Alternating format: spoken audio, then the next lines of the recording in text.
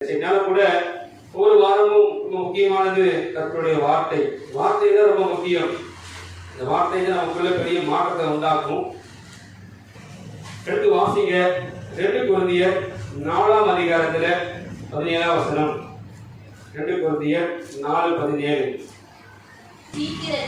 சீக்கிரத்தில் நீங்கும் லேசான நம்முடைய உபத்திரவம் மிகவும் அதிகமான நித்திய மகிமையை உண்டாக்குகிறது. கவனிங்க, நீ சீக்கிரம் தலைப்பினா உபத்திரம் கன மகிமையை உண்டாக்கும். நமக்கு வந்து உபத்திரம் நமக்கு அதிகமான கன மகிமையை உண்டாக்கும். அப்ப அது சீக்கிரத்துல நீங்களும் லேசான உபத்திரம். நீங்க அநேக வந்திருக்கிறீங்க, அநேக சரீரத்துல குடும்பத்துல பல விதமான உபத்திரத்தின் மத்தியில தான் வந்திருக்கிறீங்க. யாருக்காவது உபத்திரம் இல்லை அப்படின்னா இயேசு தேடவே மாட்டோம். அப்ப சரீரத்தில் உபத்திரங்கள் உண்டு, குடும்பத்தில் உபத்திரங்கள் உண்டு, பொருளாதாரத்தில் உபத்திரங்கள் உண்டு. அப்ப நம்மளுடைய உபத்திரம் பார்த்தீங்கன்னா நமக்கு பார்த்தீங்கன்னா ஒரு கன மகிமையை உண்டாக போகுது நிச்சயமாகவே. அப்ப உபத்திரம் கன மகிமையை உண்டாக்கும் செய்தியோட தலைப்பு. அடுத்து வாசிங்க யாத்திராகமம் 3ஆம் அதிகாரத்துல 7ஆம் வசனம். யாத்திராகமம் 3:7. அப்பொழுது கர்த்தர் எகிப்தில் இருக்கிற என் ஜனத்தின் உபத்திரவத்தை நான் பார்த்து ஆலோசனை நிமித்தம் அவர்கள் இடுகிற கூக்குரலை கேட்டேன், அவர்கள் படுகிற வேதனையை அறிந்திருக்கிறேன். கவனிங்க, இஸ்ரவேல் மக்கள் பாத்தீங்கன்னா 430 வருஷம் எகிப்தில் அடிமையா இருந்தாங்க. அந்த அடிமை நேரத்துல படக்கூடிய வேதனைகள், படக்கூடிய உபத்திரத்தை ஆண்டவர் அறிந்து மோசையை அனுப்புறார். மோசை மூலியமா மக்களை எல்லாம் கர்த்தர் விடுவிச்சு கானான் தேசத்துக்கு அழைச்சிட்டு வர. அப்ப அந்த 430 வருஷம் அடிமைத்தனமான வாழ்க்கை, அந்த உபத்திரத்தின் வாழ்க்கை அவங்களுக்கு ஒரு நித்திய கன மகிமையை உண்டாகுச்சு. அப்ப அதே போலதான் நம்மளும் வாழ்க்கையில் பல விதமான உபத்திரத்தை பல வருஷங்களா சில வியாதியை உபத்திரப்படுறேன், சில கடன் பிரச்சனைகள் உபத்திரத்தோடு இருக்கிறேன், சில காரியத்தில் ஆசீர்வாதங்கள் தாமதமா இருக்குது, இதனால எனக்கு உபத்திரம் இருக்கு. அதே பிள்ளைங்க நீங்க தெரிந்து கொள்ளுங்க, நம்ம வந்து உபத்திரத்தின் நிமித்தமாய் ஒரு பெரிய கன மகிமை நமக்கு காத்திருக்குது. அதுதான் இஸ்ரவேல் மக்களுக்கு தேவன் பார்த்தீங்கன்னா அப்படிப்பட்ட ஒரு கன மகிமையை உண்டாக்குறாங்க உபத்திரத்தின் மூலியமா. உபத்திரத்துல அதே எடுத்து வாசிங்க என்னாகமம் 11:11 வழிகளே. என்னாகமம் 11:11. அப்பொழுது மோசே கர்த்தரை நோக்கி இந்த ஜனங்கள் எல்லாருடைய பாரத்தையும் என்மேல் சுமத்தினதினால் உமது அடியானுக்கு உபத்திரவம் வரப்படினது என்ன? கவனிங்க, அப்ப மோசே இஸ்ரவேல் மக்களை அந்த வனாந்திர பகுதியில வழிநடத்தும் பொழுது இந்த மக்கள் பார்த்தீங்கன்னா பல விதமான அவங்களுக்கு தண்ணீர் தேவைப்படுது, உணவு தேவைப்படுது, வனாந்திரத்துல இறைச்சி தேவைப்படுது. இப்படி பல விதமான காரியத்தின் நிமித்தமா மோசையுடைய வார்த்தை நம்பிட்டு 6 லட்சம் மக்கள் பின்னாடி வந்தாங்க வனாந்திரத்தின் பாதைகளில். அப்ப அவங்களுக்கு ஒவ்வொரு நேரம் பார்த்தீங்கன்னா ஒரு பிரச்சனை வருது. தண்ணி வேணும், உணவு வேணும், கறி வேணும், ஒவ்வொன்றா கேட்கிறாங்க. அப்ப அந்த 6 லட்சம் மக்களுக்கு இறைச்சி வேணும்னு சொல்லி மோசையை கேட்கிறாங்க. மோசே ஆண்டவர் நோக்கி, ஆண்டவரே இத்தனை லட்சம் மக்களுக்கு வனாந்திரத்துல நான் இறைச்சி எங்க போக ஆண்டவரே, இவங்களுடைய வார்த்தை ஒவ்வொரு நாள் பெரிய உபத்திரமா இருக்குது, பெரிய பாரமா இருக்குதுன்னு சொல்லி மோசே கர்த்தர் நோக்கி சொல்லும் பொழுது கர்த்தர் பார்த்தீங்கன்னா அந்த வனாந்திரத்துல ஒரு காற்றை வர செய்து பார்த்தீங்கன்னா அந்த 6 லட்சம் மக்களுக்கு காணிகளை கர்த்தர் உணவா கொடுத்தார். அப்ப அவனுடைய உபத்திரத்துல ஒரு கன மகிமை உண்டாக கர்த்தர் திரும்பி செய்தார். அதே யோபு 10 நாள் நடந்த சம்பவம் பார்க்க 30:14. யோபு 30:14.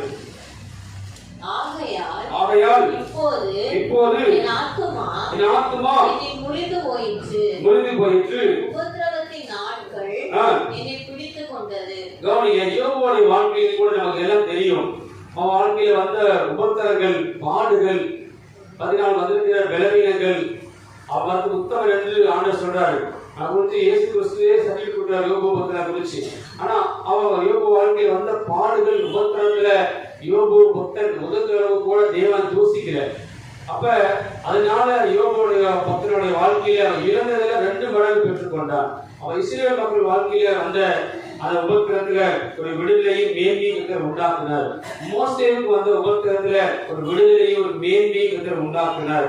யோபு பக்தன் வாழ்க்கையில வந்த உபத்திரத்துல மேன்மையும் ஒரு விடுதலை கத்தர் உண்டாக்குறார். அப்ப நம்ம வாழ்க்கையிலும் கூட நீங்க என்ன உபத்திரத்துல இந்த வார்த்தையை கேட்டுக்கொண்டிருக்கிறீங்க, மாஸ்டர் எனக்கு வருமானம் இல்ல, நிறைய கடன் பார்த்து இருக்கிறோம், எல்லா மாஸ்டர்களும் அடைக்கப்பட்டிருக்குது, நல்ல ஒரு வேலை கிடைக்கல, எங்களால நல்லா சாப்பிட முடியல, குடியிருப்பதற்கு நல்ல ஒரு வீடு இல்ல, எங்களோட வாழ்வாதாரம் எல்லாம் ரொம்ப ஒரு வேதனைக்குரிய விஷயமா இருக்குது, அப்படி வாழ்க்கையில் நீங்க வாழ்ந்துட்டு இருக்கலாம்.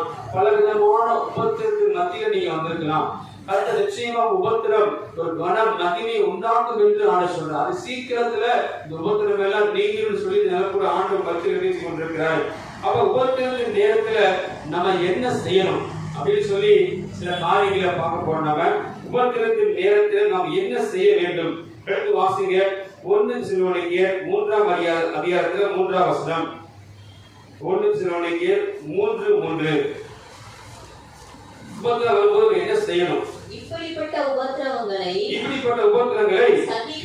சகிக்க நாம் நியமிக்கப்பட்டிருக்கிறோம் என்று நீங்கள் அறிந்திருக்கிறீர்களே. கவனிங்க, அப்ப நமக்கு உபத்திரம் உண்டு. அப்ப நம்ம உபத்திரத்தின் நேரத்துல உபத்திரத்தை நாம நீங்களும் சகிக்கணும். ஒரு மாசம் முழுவதும் நமக்கு ஒரு 10,000 ரூபாய் சம்பளம் தராங்களே, அந்த வேலைக்கு கடந்து போறப்ப அந்த வேலையில நாம போய் வேலை செய்யாம நமக்கு சம்பளம் வராது, சம்பளம் தர மாட்டாங்க.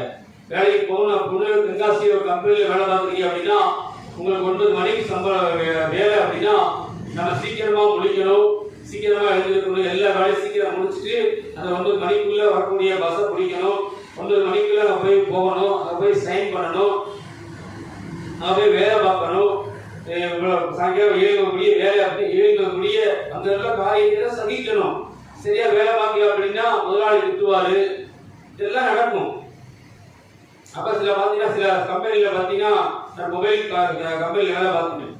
அப்ப ஒரு மாசத்துக்குள்ள ஒரு வாரத்துக்கு இவ்வளவு காரியம் முடிக்கணும், இவ்வளவு காரியத்தை அவனுடைய பொருளை வித்தாகணும். விற்கல அப்படின்னா மேனேஜர் மீட்டிங் போட்டு கேள்வி கேட்பாங்க. அங்குள்ள எல்லாரையும் சேர்த்து அவருக்கு மேல உள்ள அதிகாரி வீடியோ கால்ல வந்து டிவியில போட்டு கேள்வி கேட்பாங்க. அப்ப அவங்க கேட்கிற கேள்விக்கு நாங்க நிச்சயமா பதில் சொல்லணும், இந்த மாதிரி காரியம் நடக்குதுன்னு சொல்லி. அப்ப அவங்க சொல்லுவாங்க, சம்பளம் நீ வாங்குறீங்களாப்பா, நீ அந்த மாதிரி வேலை பார்த்தா இல்லை வேலையை விட்டு வெளியில போ அப்படிம்பாங்க. அவங்க பேசக்கூடிய வார்த்தையெல்லாம் வேற வழி இல்லாம அப்படியே சகிச்சுதான் இருப்போம். தேவப்படலாம் தேவப்படையிலே நமக்கு வரக்கூடிய உபத்திரத்தை நம்ம அந்த உபத்தை சகிக்கணும். சகிச்சா மாத்திரம்தான் நிச்சயமா அந்த உபத்தை நமக்கு மேன்மையை உண்டாகும்.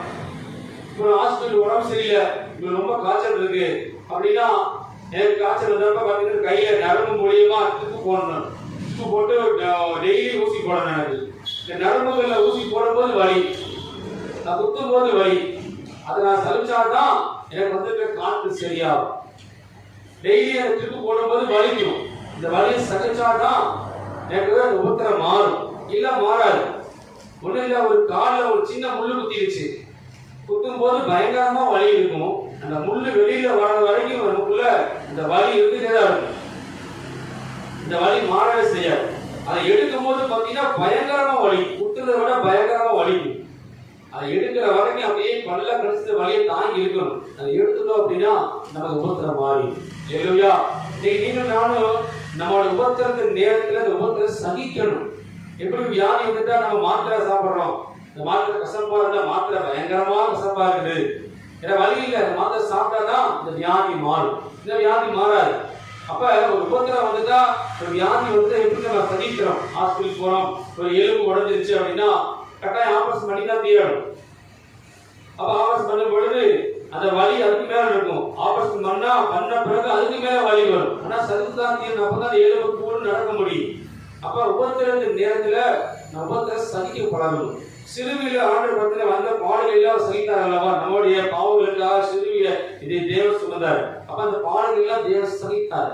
உபத்திரத்தின் நேரத்துல நீங்கள் நான் முதலாக செய்ய வேண்டியது பாடுகளை உபத்திரங்களை சகிக்க பழகணும். அடுத்து பாத்தீங்கன்னா அதுக்காகவே நம்ம கருத்து நியமிச்சிருக்கிறார். அதை நீங்க எடுத்து வாசி 2 தெசலோனிக்கேயர் 1ஆம் அதிகாரத்துல 4ஆம் வசனம். ஆட்டின பண்ண பாருங்களே, 2 தெசலோனிக்கேயர் 1ஆம் அதிகாரத்துல 4ஆம் வசனம். நீங்கள் சகிக்கிற சகல துன்பங்களிலும் உபத்திரவங்களிலும் பொறுமையிலும். முதலாவது பார்த்தோம், உபத்திரத்துல நம்ம சகிப்போடு இருக்கணும், நமக்கு அந்த சகிப்பு தன்மை வேணும்னு பார்த்தோம். 2வது பொறுமை வேணும். இல்லையா? என்ன வேணும்? நீங்க பாத்தீங்கன்னா உபத்திரத்துல பொறுமையா இருக்க முடியாது. நம்மளுடைய கணவர் வார்த்தை பேசிட்டாருன்னா மனைவி 10 வார்த்தை பேசாம நம்மளுடைய வாய் சும்மா இருக்காது. உபத்திரத்து நேரத்தில் நமக்கு ரெண்டாவது காரியம் செய்யணும், பொறுமையா இருக்கணும். என்ன புத்திரம் வந்தாலும் சரி, அதாவது பொறுமையா இருக்கு. இந்த புத்திரத்துல நம்ம என்ன செய்யணும், அதாவது ஜெபம் பண்ணணும். இந்த புத்திரத்துக்கு ஆண்டவர் மாடுகளுக்கு ஒரு வழி கட்டாயம் வச்சிருப்பாரு அப்படின்னு சொல்லி நம்ம வரக்கூடிய உபத்திரத்தை நம்ம பொறுமையா இருக்க பழகணும். அடுத்த படியே விசுவாசத்தையும் காண்பிக்கிறது நிமித்தம் உங்களை குறித்து நாங்கள் தேவனுடைய சபைகளில் மேன்மை பாராட்டுகிறோம். கவனி, அப்போஸ்தலர் பவுல் சொல்றாரு எபிசோடிய சபையை குறித்து, அவன் முதலாவது உபத்திரத்தின் நேரத்துல நம்ம முதலாவது சகிக்க வேண்டிய உபத்திரத்தை, இரண்டாவது உபத்திரத்துல நம்ம பொறுமையா இருக்கணும், மூன்றாவது விசுவாசமா இருக்கணும். அல்லேலூயா. நம்ம விசுவாசமா மூன்றாவது விசுவாசமா இருக்கும். பாத்தீங்கன்னா பைபிள்ல நிறைய காரியம் சொல்லப்பட்டிருக்கிறது. ஒரு காரியத்தை மாத்திரம் பார்ப்போம். மார்க் விசேஷம் 4ஆம் அதிகாரத்துல 37 41 படி வசனங்கள் படிகளே. அப்பொழுது பலத்த சுழல் காற்று உண்டாகி படகு நிரம்பத்தக்கதாக அலைகள் அதன் மேல் மோதிற்று. கவனிங்க, ஆண்டவர் சொல்றாரு, பிரியப்பட்ட சிஸ்டர்கள் எல்லாரும் பிரியப்படுத்தி அக்கறை போகணும்னு ஆண்டவர் சொல்றாரு. அப்ப இந்த படகுல இயேசு இருக்கிறார். அப்ப படகு நடுக்கடல்ல போயிட்டு இருக்கும்போது சுழல் காற்று வருது. சுழல் காற்று வந்து அதுல படகு கவல்ற மாதிரி அங்கமுகமா அலைகள் மோதுது, மாற்று அடிக்குது. அப்ப அவங்களுக்குள்ள பார்த்தா பெரிய உபத்திரம், ஒரு வேளைக்கு மறைச்சிடணும்ங்கிற எண்ணம் அவங்களுக்குள்ள வந்துருச்சு. அப்ப இயேசு கிறிஸ்து கப்பலோட பின்னணியத்துல தலைவி தூங்கிட்டு இருக்கிறார். உடனே போய் ஆண்டு எழுப்புறாங்க, ஆண்டவரே நம்ம மடிந்து போகிற போது தெரியுது, ஆண்டவரே நம்ம மடிந்து போகிறது நலமா இருக்குதா? படிக்க கப்பலின் பின்னணியத்தில் அவர் தலையணை வைத்து நித்திரையா இருந்தார். இயேசு கிறிஸ்து நித்திரையா இருக்கிறார். அவர்கள் அவரை எழுப்பி போதகரே நாங்கள் மடிந்து போகிறது கவலை இல்லையா என்றார்கள். உங்களுக்கு கவலை இல்லையா? அவர் எழுந்து காற்றை அதட்டி கடலை பார்த்து இறையாதே அமைதலாய் இரு என்றார். கவனிங்க, அடுத்தபடியிலே அப்பொழுது காற்று நின்று போய் மிகுந்த அமைதல் உண்டாயிற்று. அவர் அவர்களை நோக்கி, இயேசு அவர்களை நோக்கி, ஏன் இப்படி பயப்பட்டீர்கள்? ஏன் உங்களுக்கு விசுவாசம் இல்லாமல் போயிற்று? கவனிங்க, அப்ப நடக்கக்கூடிய வார்த்தை விசுவாசம் இல்லாம ஏன் போகுது? தேவர்களே, இன்னைக்கு நம்ம வாழ்க்கையில் கூட உபத்திரங்கள் வரும் பொழுது நம்ம உபத்திரத்தை சகிக்கிறது கிடையாது. அது உபத்திர நேரத்தில் பொறுமையா இருக்கிறது கிடையாது. சிஸ்டர்கள் படகு மோதுது, இந்த படகு முழுதுனா இயேசுவும் மூழ்கி போவார் அப்படிங்கிற அவங்களுக்கு ஒரு எண்ணம் இல்லை. காட்சி கடலை வந்து பயந்து போனாங்க. அப்ப அவங்க விசுவாசம் இல்லாம போயிட்டாங்க. நீ நமக்கு உபத்திரத்தின் நேரத்துல நமக்குள்ள விசுவாசம் இல்லாம போயிடுது. உபத்திரம் வரும் பொழுது பாத்தீங்கன்னா ஒரு குழந்தை இல்லை அப்படின்னா, நம்ம குழந்தை இல்லை அப்படின்னா 5 ஆண்டுகள் 10 ஆண்டுகள் அது குழந்தை இல்லை, சகிப்பு தன்மை இல்லை. ஆண்டு ஒரு குழந்தை பிறகுமான்னு சொல்லியிருப்பாரு. ஆனா நமக்கு சகிப்பு தன்மை இல்லை. எல்லாரும் கேள்வி கேட்பாங்க. அப்ப நமக்கு பொறுமை இருக்காது. நம்ம பொறுமை இல்ல, விசுவாசம் இல்லாம ஆண்டவரே குழந்தை தர மாட்டீங்க, வாக்கு போட்டுருக்கீங்க, சொல்லியிருக்கிறீங்க, குழந்தை தர மாட்டீங்களே சொல்லி நம்ம ஆண்டவர் மேலே கொடுத்த வார்த்தையுமே விசுவாசம் இல்லாம போயிடும். அந்த காரியம் நடந்துச்சு. அப்ப ஆண்டவர் ஏன் பயந்தீங்க, விசுவாசம் இல்லையா அப்படின்னு சொல்லி. இப்ப பைபிள் சொல்றது என்ன மாதிரி விசுவாசம் நமக்கு இருக்கணும் அப்படின்னு பைபிள் படிக்குமா? மத்தேயு விசேஷம் 15ஆம் அதிகாரத்துல 28ஆம் வசனம். மத்தேயு விசேஷம் 15:28. நமக்கு எப்படி விசுவாசம் இருக்குன்னு பாருங்களே. இருக்குன்னு சொல்லி ஆண்டவர் விவரம் பாருங்களே. படிக்கிறேன். இயேசு அவளுக்கு பிரதியுத்தரமாக, ஸ்திரீயே உன் விசுவாசம் பெரிது, நீ விரும்புகிறபடி உனக்கு ஆக கடவுள் என்றார். கவனிங்க, நம்மளோட விசுவாசம் பெருசா இருக்கும். அல்லேலூயா. எப்படி பெருசா இருக்குமா விசுவாசம்? உபத்திரத்தின் நேரத்துல உங்களோட விசுவாசம் பெருசா இருக்கணும். நீங்க ஆராதிக்கிற இயேசு கிறிஸ்து எத்தனை லட்சம் ரூபாய் கடன் வந்தாலும் சரி, எப்படியாவது அடைக்கிறதுக்கு உதவி செய்வார். எனக்கான வழி எப்படி திறப்பார். பாகத்தையெல்லாம் படைத்தவர், இதையெல்லாம் உணவளிக்க கர்த்தர் நிச்சயமாய் அவர் சாயல படைக்கப்பட்ட எனக்கும் கூட இந்த சூழ்நிலைகளை மாற்ற அவரால் முடியும். என் விசுவாசம் ஒரு நாள் சோர்ந்து போக மாட்டேன். உபத்திரத்தின் நேரத்துல நான் செழிப்போடு இருப்பேன், அதுல பொறுமையா இருப்பேன், கட்ட விசுவாசமா இருப்பேன். விசுவாசம் பெருசா இருக்கணும். உங்களோட விசுவாசம் எப்படி இருக்குது? உபத்திரத்தின் நேரத்துல விசுவாசம் எப்படி இருக்குது? நீங்க யோசிச்சு பாருங்க. விசுவாசம் இல்லாம போயிடும். அப்ப எடுத்து வாசிக்க மத்தேயு சுவிசேஷம் 17:20 படியிலே விசுவாசம் எப்படி நமக்கு தெரியுமா? அதற்கு இயேசு உங்கள் அவிசுவாசத்தினாலே தானே கடுகு விதையளவு விசுவாசம். விசுவாசம் பெருசா இருக்கணுமா? அது பெருசா இருக்கணும். கடுகளவு விசுவாசம் இருக்கணுமா? அல்லேலூயா. விசுவாசம் பெருசா இருக்கணும். என்ன தெரியுமா? அந்த கடுகளவு விசுவாசம் தான் போது. மழையை பார்த்து போனா போயிடும், தேர்ந்து போயிடும். நமக்குள்ள இன்னைக்கு உபத்திரத்தின் நேரத்துல விசுவாசம் எப்படி இருக்குது? பெருசானா கடுகளவு விசுவாசம் நமக்குள்ள இருக்க மாட்டேங்குது. ஒரு காய்ச்சல் வந்துச்சு, தலைவலி வந்துச்சு அப்படின்னா, ஆண்டவரே நீங்க எடுத்துங்க, ஏன் நீங்க பாடா படுத்துறீங்க அப்படின்னு சொல்லி ஆண்டவர் நோக்கி கேள்வி கேட்கிறோம். ஆண்டவர் நோக்கி குறை சொல்றோம். அப்ப தேவப்பிள்ளையே நமக்குள்ள உபத்திரத்துல நமக்கு ஒரு கன மகிமை உண்டாகணும் அப்படின்னா நம்ம உபத்திரத்தை சகிக்க பழகணும். அப்ப தேவப்பிள்ளையே நம்ம விசுவாசம் பெருசா இருக்கணும். எப்படி இருக்கணுமா? கடுகளவு இருக்கணும். இன்னைக்கு கடுகளவு இருக்கா? நமக்கு பிள்ளைக்கு கல்யாணம் ஆகுது, வருஷங்கள் போயிட்டே இருக்குது. எல்லா பிள்ளையும் கல்யாணம் ஆகுது, என் பிள்ளைக்கு கல்யாணம் ஆக மாட்டேங்குது. அங்கேயே விசுவாசம் ஆகும். அங்கேயே விசுவாசம் போயிடுச்சு. எல்லா பிள்ளையும் குழந்தை பிறகுது, என் பிள்ளைக்கு குழந்தையே பிறக்கலையே. அங்க விசுவாசம் இல்லாம போயிடுச்சு. காட்சி மழையை கண்டு பயந்துட்டீங்க. இந்த உலகத்துல எப்படியாவது தேவ பிள்ளைக்கு குழந்தையை கொடுப்பாரு, கல்யாணம் நடக்கும், வீடை கட்டி முடிச்சுங்க, இந்த கடன் மாறிடும், இந்த வியாதி நீங்கிடும், சூழ்நிலைகள் மாறும் அப்படிங்கிற விசுவாசம் நமக்குள்ள இருக்கணும். அதே இடத்துக்கு வாசி யோவான் சுவிசேஷம் 11:25 படிகளே. யோவான் சுவிசேஷம் 11:25 சீருடைய படிகளே. இயேசு அவளை நோக்கி நானே உயிர்த்தெழுதலும் ஜீவனுமாய் இருக்கிறேன். என்னை விசுவாசிக்கிறவன் மரித்தாலும் பிழைப்பான். அவரை விசுவாசிக்கிறவன் மரிச்சாலும் பிழைப்பான். விசுவாசம் பத்தி தேவனை வச்சிருக்கிற விசுவாசம் உபத்திரத்தின் நேரத்துல அந்த காரியம் ஒருவேளை இல்லாம போனாலும் பிரச்சனை இல்லை. நிச்சயமா விசுவாசிக்க மரித்தாலும் பிழைப்பான் வசனம் சொல்லுது. விசுவாசம் நமக்கு எல்லா காரியமும் மாறா நடந்தாலும் உபத்திரத்துல விசுவாசமா இருக்கணும்.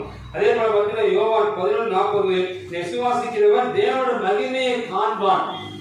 அப்ப நம்ம விசுவாசம் தேவனோட மகிமையை பார்க்க வைக்கும். அப்ப நம்ம உபத்திரத்தின் நேரத்துல என்ன செய்யணும் அப்படின்னா பாடுகளை சகிக்கணும். பொறுமையா இருக்கும். உபத்திரத்தின் நேரத்துல நமக்குள்ள விசுவாசம் கடுகளவு இருந்தாலும் விசுவாசத்துல உறுதியா எப்ப பாத்தீங்கன்னா நமக்கு விசுவாசம் எப்ப நம்ம பயன்படுத்துவோம் அப்படின்னா நல்லா இருக்கும் போது நம்ம ஒரு நாள் ஹாஸ்பிட்டல் போக மாட்டோம். பாத்துருக்கீங்களா? நல்லா ஆரோக்கியமா இருந்தாலும் ஹாஸ்பிட்டல் போகணும். ஏதாவது பிரச்சனை வந்தாதான் ஹாஸ்பிட்டல் போவோம். அதே போல விசுவாசம் எப்படி நம்ம வரணும் தெரியுமா? உபத்திரத்தின் நேரத்துல விசுவாசத்தை காமிக்கணும். இல்லையா? எல்லா தலைகளா இருக்குது, எல்லாம் மாறா இருக்குது, எல்லாம் எதுதான் இருக்குது, அப்பதான் விசுவாசிக்கும். அல்லேலூயா. அப்பதான் விசுவாசிக்கணும். என் தேவன் செய்வாரியா, இந்த காரியம் நடக்கும், இந்த இடத்துல பெரிய கர்த்தர் மேன்மேல் வைப்பாரு. எனக்கு விரோதமா அநேகர் எழுப்பி நிக்கிறாங்க, ஆனாலும் பயப்பட மாட்டேன். இயேசு என் கூட இருக்காரு, என்னை அழைத்தவர் என் கூட இருக்காரு, இந்த ஊருக்கு அழைச்சு வந்தவர் என் கூட இருக்காரு, நீ எப்படி நடத்துவார்? நான் நிக்கிறேன். நிறைய பேர் நினைப்பாங்க பாத்தீங்கன்னா சொல்லி கேள்விப்பட்டிருக்கேன். இருக்கக்கூடிய பகுதி இல்ல மாஸ்டருக்கு என்ன கவலை? மாஸ்டருக்கு நீங்க பேசுற போட்டு வண்டியில வராது, அவருக்கு என்ன கவலை? ஆனா அது அப்படிலாம் அவங்க நினைக்கிறாங்க. எனக்கு பின்னாடி எனக்கு இருக்கக்கூடிய வேதனை எல்லாம் கர்த்தர் மாத்திரம் அறிவார். 2 வருஷத்துல ஓடிட்டு கர்த்தர் நடத்தி கொண்டு போயிருக்கேன். 2 வருஷம் ஓடிட்டுக்குள்ள எவ்வளவு பாடுகளை பார்த்தேன், எவ்வளவு வலிகளை பார்த்தேன், சரீரத்துல எத்தனை மனிதர்களை பார்த்தேன், எத்தனை துரோகங்களை பார்த்தேன், எல்லாம் கர்த்தர் மாத்திரம் அறிவார். அப்ப அதையெல்லாம் என் விசுவாசம் கடுகளும் இயேசு மேல இருந்துச்சு. அந்த பாடுகளை உபத்திரத்தை இயேசுக்காக சகிக்கிறதுக்காக கர்த்தர் கற்றுக் கொடுத்தாரு. அது பொறுமையாக கற்றுக் கொடுத்தாரு, விசுவாசமாக கற்றுக் கொடுத்தார். நீங்களும் உபத்திரத்தின் நேரத்துல தேவ பிள்ளைகளை சகிக்கணும், பொறுமையா இருக்கணும், விசுவாசமா இருக்கணும். உபத்திரத்தின் மூலியமா நமக்கு என்ன மேன்மை கிடைக்கும்? நான் உபத்திரத்தோடு இருக்கேன் பாஸ்டர், நான் சகிக்கிறேன், பொறுமையா இருக்கிறேன், விசுவாசமா எனக்கு என்ன கிடைக்கும்? எனக்கு என்ன கிடைக்கும்? இப்ப சபைக்கு நீங்க வாரீங்க, உங்களுக்கு என்ன கிடைக்குது? எனக்கு ஒரு சமாதானம் கிடைக்குது, ஒரு நிம்மதி கிடைக்குது, அது சபைக்கு வாரம். அப்ப இந்த உபத்திரத்தை நம்ம சகிப்பது நிமித்தமா, பொறுமையா இருப்பது நிமித்தம், விசுவாசம் இருப்பது நிமித்தமா நமக்கு என்ன கிடைக்கும் பார்த்தீங்கன்னா, அடுத்து வாசிங்க 2 தெசலோனிக்கேயர் 3:6. 2 தெசலோனிக்கேயர் 3:6 உங்களை உபத்திரவப்படுத்துகிறவர்களுக்கு கவனிங்க, உங்களை யார் உபத்திரப்படுத்துறாங்களோ அவங்களுக்கு என்ன தெரியுமா? படிங்களே, உபத்திரவத்தையும் கவனிங்க. அதாவது நம்ம யார் உபத்திரம் உண்டாக்குறாங்களோ அவர்களுக்கு தேவன் பத்தின உபத்திரத்தை கத்த உண்டாக்கிடுவார். உங்களுக்கு விரோதமா கேஸ் எழுப்பி பார்த்தீங்கன்னா இடத்த பாசி இடத்த மறைச்சு கட்டிட்டாங்க, எனக்கு விரோதமா பொய் கேஸ் போட்டிருக்காங்க, எனக்கு வர வேண்டிய பணங்கள் வராம என் மேல அபாண்டமா படிகளை சுமத்துறாங்க, எனக்கு மாறி மாறி மாறி மாறி உபத்திரம் உண்டாக்கிட்டு இருக்காங்க. ஒரு மகன் சாட்சி சொன்னா, பாத்தீங்கன்னா கம்பெனியில உண்மையா வேலை செய்யறேன், ஆனாலும் எனக்கு விரோதமா எழுப்பி என் மேல தவறான குற்றச்சாட்டுகள் வைக்கிறாங்க, ஆனாலும் கூட நான் உண்மையா இயேசுக்கு உண்மையா இருக்கிறேன் அப்படின்னு மகன் சொல்லும் பொழுது அந்த மகளுக்கு மாறி மாறி உபத்திரத்தை உண்டாக்குனாங்க. கர்த்தர் அவங்களுக்கு உபத்திரத்தை உண்டாக்குனார். அந்த மகள் நீ பார்த்து கற்பையிலே கிடையாது. அல்லேலூயா. ஏன்னா இந்த மகள் இயேசுவுக்கு உபத்திரத்துல பொறுமையா இருந்தா, சகிச்சா, ஆண்டு விசுவாசமா இருந்தா, அது நிமித்தமா யார் உபத்திரம் உண்டாக்குனாங்களோ இன்னைக்கு அந்த கற்பனையில அந்த மகள் இருந்தாலும் கூட இந்த உபத்திரத்துக்கு உண்டாக்குனவங்களுக்கு கர்த்தர் உபத்திரத்தை உண்டாக்கிட்டார். ஒருவேளை நீங்க உபத்திரத்துல நீங்க இருப்பீங்க, ஆனா அவங்களுக்கு யார் உபத்திரம் பண்றாங்களோ அவங்களுக்கு ஒன்றுமே செய்யாதீங்க, அவங்களுக்கு கர்த்தர் உபத்திரத்தை உண்டாக்கிடுவார். முதலாவது அந்த மேன்மையை உண்டாக்குவார். ஒருவேளை விரோதமா அநேக பலிகளை போடுறாங்க, எனக்கு விரோதமா அநேக மந்திரங்களை செய்யறாங்க, செய்வனை உண்டாக்குறாங்க, எனக்கு விரோதமா குடும்பத்துக்கு விரோதம் எழுதிட்டு இருக்காங்க, அநேக வார்த்தைகளை சொல்றாங்க, யார் என்ன சொன்னாலும் தேவைப்படலையே நம்ம உபத்திரம் உண்டாக்குவது கர்த்தர் அவங்களுக்கு உபத்திரத்தை உண்டாக்கிடுவார். இப்ப நமக்கு என்ன உண்டாகும் தெரியுமா? அது கேட்பீங்களே, உபத்திரவப்படுகிற உங்களுக்கு எங்களோட கூட இளைப்பாறுதலையோ பிரதிபலனாக கொடுப்பது தேவனுக்கு நீதியாய் இருக்கிறது.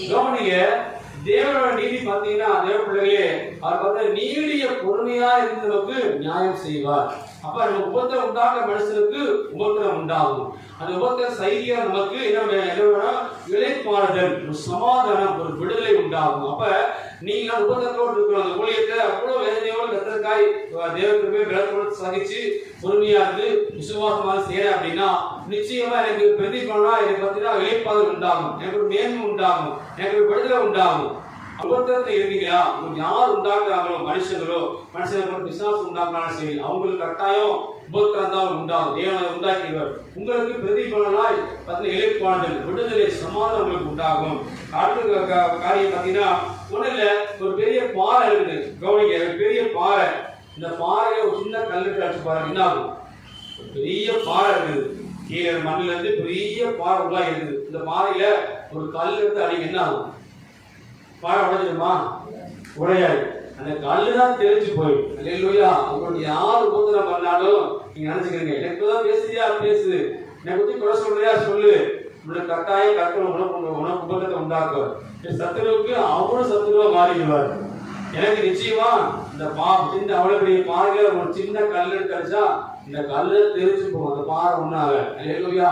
அதே போல நீங்கள் நானும் என்ன உபத்திரத்துல நீங்கள் நானும் பொறுமையா இருந்து பாருங்க, சதிச்சு பாருங்க, தேவனோட விசுவாசமா இருந்து பாருங்க. நமக்கு உபத்திரம் உண்டாக்குவதற்கு கர்த்தர் உபத்திரத்தை உண்டாக்குவாரு. நம்ம உபத்திரத்தை நமக்கு நிச்சயமாகவே பிரதிபலனா இளைப்பாறுதல் உண்டாகும். இப்ப வருத்தப்பட்டோம் பார சுமக்கவே வேண்டாம், கர்த்தர் பாரத்தை வச்சுட்டு அமைதியா இருங்க. நம்ம கட்டாயம் இளைப்பாறுதல் உண்டு, ஒரு விடுதலை உண்டு. அதே நீங்க சங்கீதம் 110 சங்கீதம் 71 சங்கீதம் 119:71 நான் உபத்திரவப்பட்டது எனக்கு நல்லது, அதனால் பிரமாணங்களை கற்றுக்கொள்ளுகிறேன். கவனிய, எனக்கு வந்து உபத்திரம் நல்லது, அதுல அநேக காரியம் ஆண்டவர் கற்றுக் கொடுக்கிறார். அப்ப ஒரு உபத்திரம் வருது அப்படின்னா நிறைய காரியத்தை நீங்களாலும் கற்றுக்கொள்ள போறோம். கவனிய, சைக்கிள் ஓட்டும் போது கீழே விழாம சைக்கிள் ஓட்ட முடியும். கைத்துக்கு பார்ப்போம், சைக்கிள் ஓட்டும் போது பார்த்தா கீழே விழல, அவன் சொல்ல முடியுமா? கட்டாயம் பயத்தினால கீழே விழுந்திருக்கும். அந்த பயம் டெய்லி சைக்கிள் ஓட்ட பார்த்தீங்கன்னா நமக்கு பயம் மாறி. அதே போலதான் நமக்கு இந்த உபத்திரத்துல சில காரியங்கள் ஆண்டு கற்றுக் கொடுக்கிறார். அப்ப நமக்கு உபத்திரத்துல நிறைய காரியங்கள் ஆண்டு கற்றுக் கொடுப்பார். அப்ப நமக்கு வந்து உபத்திரத்துக்கு நன்றி சொல்லுங்க. நீங்க எல்லாம் ஆசுவாத தாமதமாகதான் உங்களுக்கு நன்றி அப்பா, காரியம் எல்லாமே தடையா இருக்குதா உங்களுக்கு நன்றி அப்பா.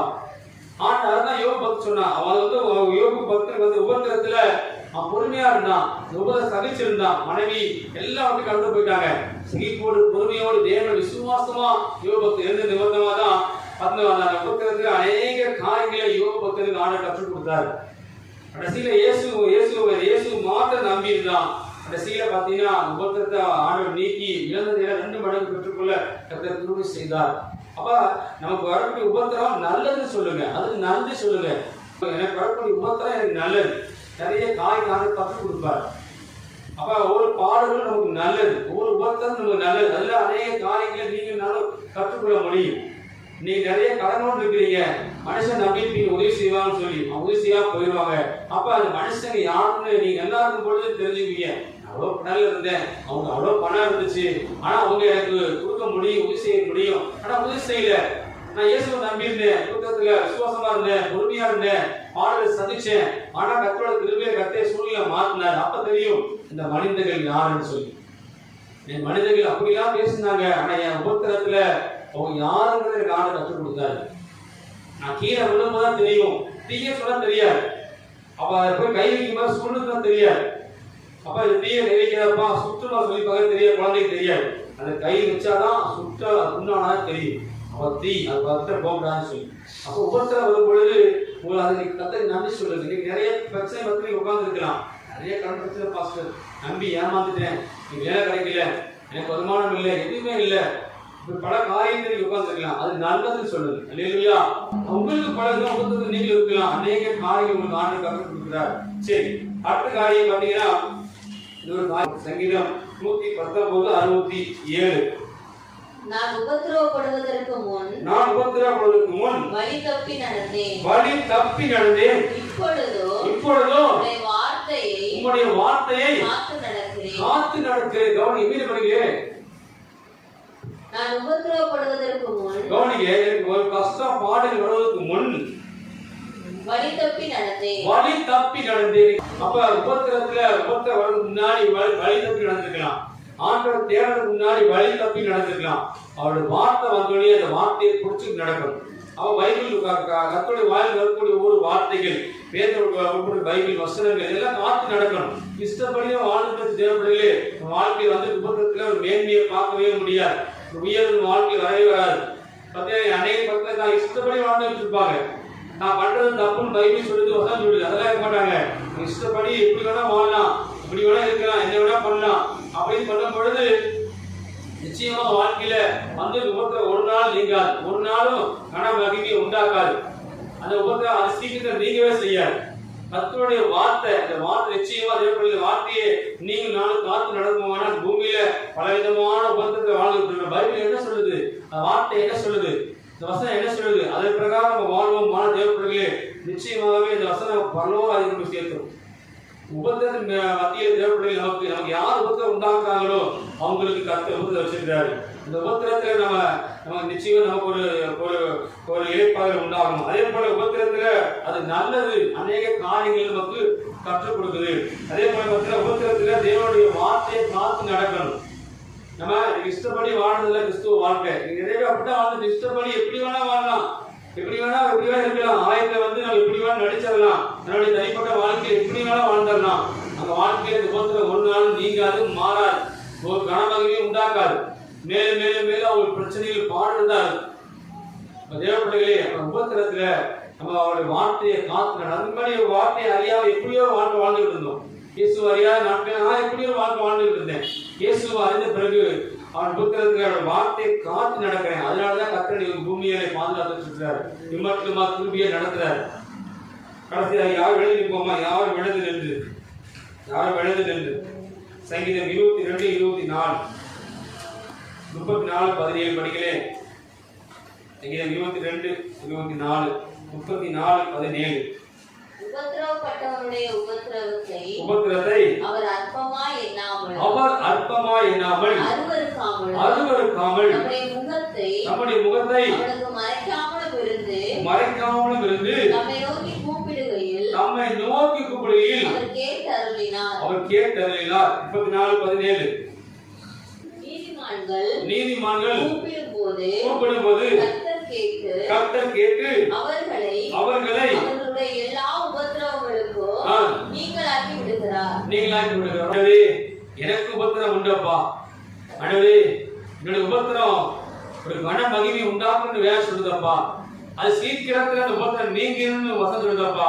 இந்த நிச்சய தேவ பிள்ளைகள் உங்களுக்குள்ள என்னென்ன மாதிரி உபத்திரங்கள் உண்டு, ஒருவேளை கடன் நெருக்கடி உபத்திரம் இருக்கலாம், ஒரு குழந்தை பாக்கியம் இல்லாம இருக்கலாம், ஒரு திருமண காரியம் ஆகாம இருக்கலாம், எனக்கு உண்டான பணம் வர வேண்டிய பணம் வராம இருக்கலாம், என் பிள்ளைங்க அச்சிக்கப்படாம இருக்கலாம், என் கணவன் அச்சிக்கப்படாம இருக்கலாம், என் பிள்ளைகளுடைய திருமண வாழ்க்கையில சமாதானம் இல்லாம ஒரு வாழ்க்கை வாழ்ந்துட்டு இருக்காங்க. என் குடும்பங்கள் எல்லாம் அண்டவர் கண்ணாடியை போட்டு உடைப்பது போல என் குடும்பம் எல்லாம் இன்னைக்கு சிதறி போய் உடைந்து போய் இருக்குது. அதனால எனக்கு சரியான உபத்திரம், அப்பா எனக்குள்ள சில வியாதி நிமித்தமா உபத்திரம். தேவர்களே, யோபு பக்தன் வாழ்க்கையில வந்த உபத்திரத்துல ஒரு மேன்மையை கர்த்தர் உண்டாக்குனாரு. அதே போல எகிப்துல இஸ்ரவேல் மக்களோட கூக்குரலை கேட்டு அந்த உபத்திரத்துல ஒரு மேன்மையை கர்த்தர் உண்டாக்குனாரு.